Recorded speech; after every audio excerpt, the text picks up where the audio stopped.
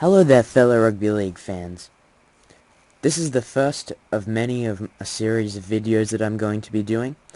I'm the League Man, and I'm going to be making videos on Rugby League and all the Rugby League games. This week is just going to be basic. I'm going to have statistics on each of the games, what I thought about the games, my opinions on them.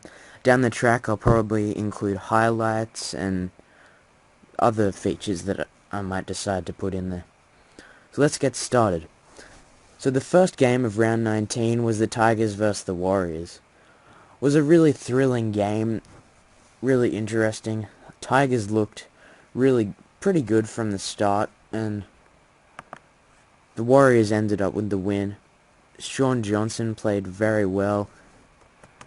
I thought he was just outstanding, but he's been playing very well lately, and he's got some blinding speed.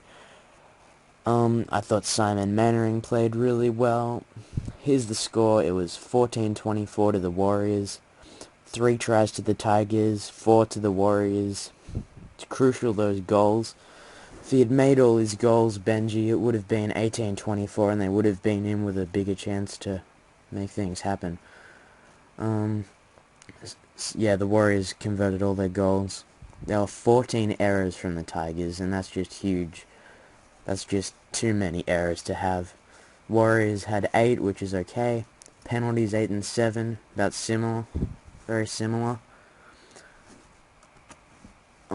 Before the game, the Tigers were in 14th place, and they stayed that afterwards, and same with the Warriors. They were in 11th, and they stayed the same. Tigers lost 10 in differential points, and the Warriors picked up 10 to put them on negative 71. My man in the match this week was Shaun Johnson. I thought he played superbly. And yeah, that's it for that game. On to the next one.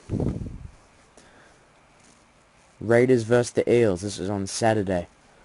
This wasn't a very exciting game. There wasn't too much offered. It was 14-0. There were 2 tries from the Raiders and a penalty goal, all converted by Jared Croker. He's a very good kicker, I'll add. 11 errors from the Raiders, which was more than the Eels made, but they still managed to get out the win, and I think the main reason they got the win was the penalty count. If you look at the penalty count, the Raiders had 2 penalties, while the Eels had 8 penalties, so the Raiders would have had many more chances to put on some points than the Eels did.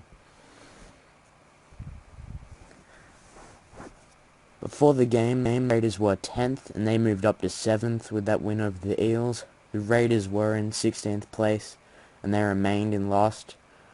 That pushed their differential out to negative 242, and the Raiders negative 44. Just got to get that error off my screen. This week, for this game, League Man's man in the match, I chose Terry Campese. He just really dominated that game with his kicking, and that was just crucial. The field position the Raiders had was very good, and I think he was the main reason they won. Next game, Roosters Sharks. It ended up 40-0 to the Roosters. They're just in fantastic form right now. The Sharks aren't playing bad, but I just think that with the loss of Paul Gallen, there wasn't that. Andrew Fafita, I think, just tried too hard, and he ended up with a ton of penalties, and the Roosters just strolled down the park and scored lots of tries. So they ended up with 7 of those. Sharks obviously got 6 goals, so that's pretty good kicking.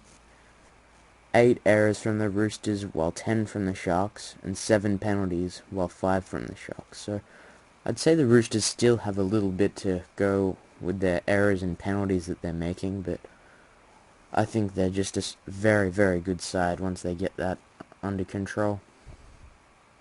I mean, whether they get it under control or not, they're a fantastic side, but if they could take the errors and penalties out of their game, they'd be even more fantastic.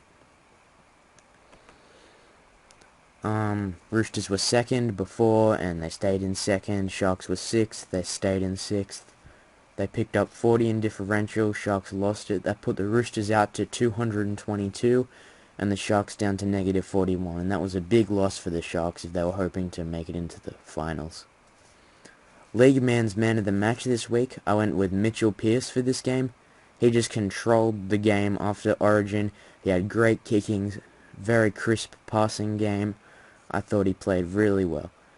And I thought he just dominated the halves, dominated Todd Carney in his kicking game, and that was why I went with Mitchell Pearce.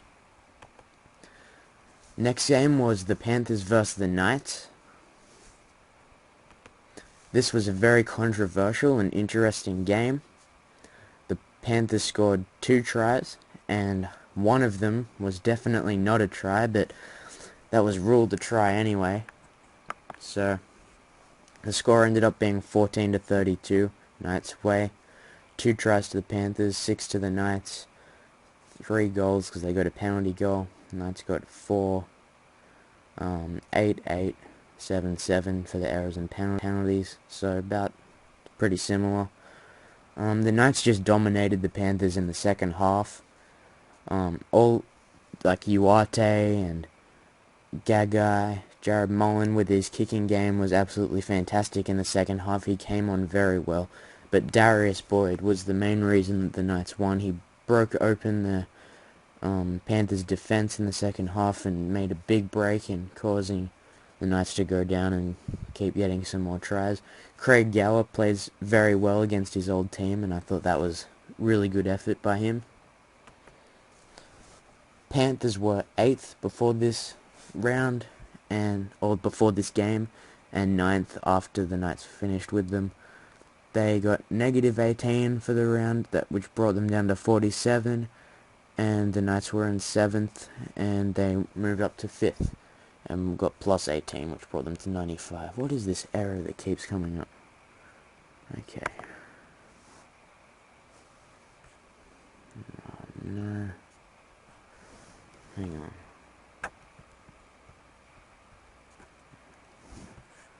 Gotta get this back up here.